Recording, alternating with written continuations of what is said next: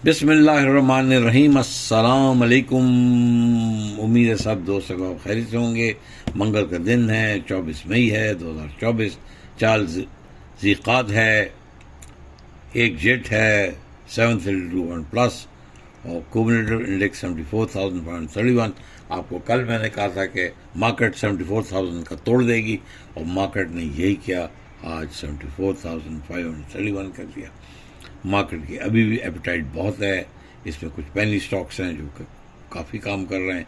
मैंने कल भी उनको कहा था कि बैंक ऑफ पंजाब अच्छा है और सिक्योरिटी इन्वेस्टमेंट बैंक भी है, और एक और बैंक है जिसके ऊपर नज़र रखें, दैट इज़ BML बैंक मकर में लिमिटेड। ₹1.99 पे चल रहा है। ये देखिए, इसमें कभी भी शोला आ सकता है। कब शोला आता है अगर मुझे पता हो तो मैं स्टॉक एक्सचेंज खरीद लेता हूँ। आज जो हम दूसरा स्टेप करने जा रहे हैं, ये बहुत ही ज़बरदस्त फरमाइशी प्रोग्राम है और वो IPO आ रहा है फास्ट कैपिटल का। देखिए, IPO को पढ़ना और समझना बहुत कम लोग जानते हैं। तो सब इसके जो प्रोस्पेक्टस है ना, उसकी इनिशियल पब्लिक ऑफरिंग की, वो मैं आपको बता रहा हूँ कि इसकी जो बुक बिल्डिंग हो रही है, फ्लोर प्राइस है इसकी ₹23.50, जो कि प्रीमियम कमांड कर रहे ₹13.05 की, और प्राइस बैंड हो रही है 40%, मतलब ₹32.09 पर शेयर के। Justification of premium is given under the value section in paragraph 4A। तो 4A भी हम खोल के देख लेते हैं। तो एक तो सबसे पहली है कि मैं आपको दो चीज़ों की आपकी तवज्जो करना। देखिए, आपने स्टॉक मार्केट में रहना है तो प्लीज़ अपना होमवर्क करें।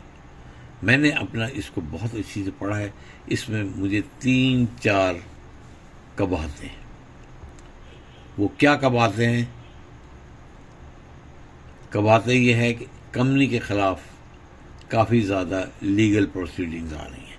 वो हम आपको लीगल प्रोसीडिंग्स आपको दिखा देते हैं कि 5.1.17 pending legal proceeding in the company. वो कह रहा है जी 165 बिलियन की इसके खिलाफ लीगल प्रोसीडिंग्स है, जो कि इनकम टैक्स के 5 ऑर्डर्स इनके खिलाफ हैं। Various taxes under sales tax act 1990 for various tax period. और ये कह रहे हैं details of these legal proceedings are mentioned at section 8.0 of the prospectus and there are no other pending legal proceeding other than those already disclosed in this section. मगर आगे से ये कहते हैं कि although the company expects a favorable outcome in all legal proceedings, in the rare circumstance that the outcome is unfavorable to the company, the payments may impact profitability of the company. अब इनको ये बहुत highlight करना चाहिए कि अगर ये case हार जाते हैं तो इनकी प्रॉफिटेबिलिटी पे ये असरअंदाज होगा। अब हम जाते हैं इनकी EPS पे। अब आपको मैं प्लीज़ देखें, हमारे जो सेक्रेटरी साहब हैं उन्होंने बहुत मेहनत की है।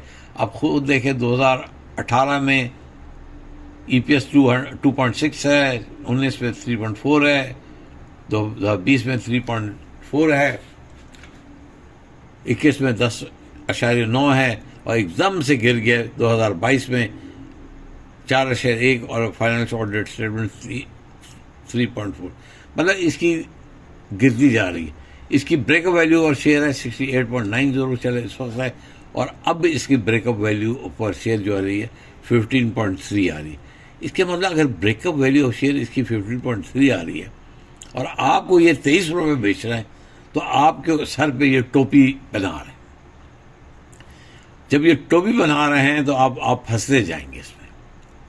और ठीक है, डेब्ट टू इक्विटी इसके पास लोन नहीं है, तो मैं यही समझा रहा हूँ कि प्लीज़ इसको देखिए। जो मेरा तर्जीह है, इसमें लीज लाइबिलिटीज़ भी देख लीजिए। ये आ रहा है इस वक्त 161.2 आ रहा है। नॉन करंट लाइबिलिटीज़ देखा है 1307 मिलियन है 0.90, और trade and other liabilities payable. तो ये मेरे हिसाब से अगर मैं आपकी जगह हूँ तो मैं इसमें कोई सरमायाकारी नहीं करूँगा। मैं इसमें क्यों सरमायाकारी नहीं करूँगा? क्योंकि मैंने इनकी प्रोस्पेक्टस बहुत डिटेल में पढ़ा है। खुद देखिए कि ये आपसे ₹23.50 मांग रहे हैं, मैक्सिमम ₹32.90 भी जा सकते हैं। जो इसकी बुक वैल्यू ऑफ शेयर है वो तो देखिए वो बिल्कुल जो बुक वैल्यू है ना इसकी, वो आप नीचे ही नीचे है, जो कि बुक वैल्यू पर शेयर जो है ना, वो अभी हमने जिक्र किया था, वो नीचे बहुत ज़्यादा है। तो अगर बुक वैल्यू और ब्रेकअप वैल्यू में फ़र्क आ रहा है तो क्यों आप इसमें इन्वेस्ट करेंगे? तो मैं आपको कह रहा हूँ कि जो बुक वैल्यू पर शेयर है 16.9 रुपीज़ है। अगर ये 16.9 रुपीज़ की बुक वैल्यू है और ये जो आपका अर्निंग पर शेयर 1.6 है, तो क्या करेंगे? गंजी नहाएगी की तो निचोड़ेगी। तो और फिर ये आपसे 23 रुपये मांग लें तो ये आपको टोपी घुमा रहे हैं। In fact when to invest in share? No. Future investment? No. कब खरीदूं? Let the share be listed then purchase. ये लिस्ट होके गिर के आपको पता है 13 रुपये 14 रुपये आ जाएगा, तब खरीदेगा। मेरी प्लीज़ इस वीडियो को जितना भी आप वायरल कर सकते हैं वायरल करें, लोगों को बताएं मैं क्या कह रहा हूँ। मैंने बहुत डिटेल में इसका एनालिसिस किया। बैलेंस शीट को पढ़ना देखना हर किसी का काम नहीं है, मगर ये मुझे भी नहीं आता, मगर हमारे सेक्रेटरी साहब हैं, वो पता नहीं कहाँ कहाँ से घुस के क्या क्या चीज़ें निकाल आते हैं, और हमने तो सिर्फ बोलना होता है, उनके कंधे पे रख के बंदूक चलानी होती। बहरहाल not recommended, not recommended, not recommended. अपना ख्याल रखिएगा। अगर आज की वीडियो पसंद आई प्लीज़ कमेंट, लाइक और शेयर कर दीजिएगा। इंशाल्लाह एक और वीडियो के साथ जल्द हाजिर होंगे। हमारे दूसरे चैनल का भी ख्याल रखिए। वस्सलातु वस्सलामु अला खातमुन नबीय्यीन।